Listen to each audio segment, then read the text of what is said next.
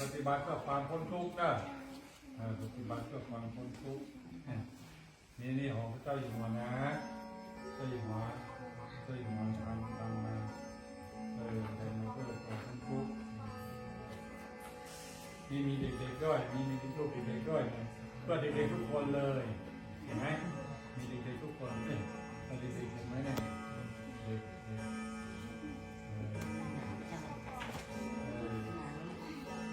มีเด็กสนใจเยอะแยะเลยมีเด็กๆสนใจเยอะแยะเลยนะเนี่ยเราจะได้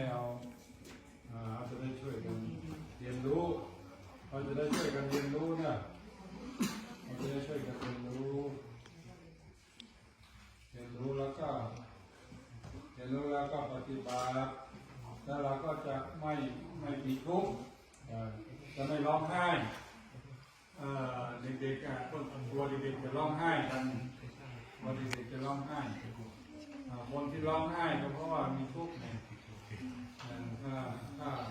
ถ้าไม่มีทุกข์ก็ไม่ร้องก็มีแต่ยิ้มวันใดที่ถ้าเรา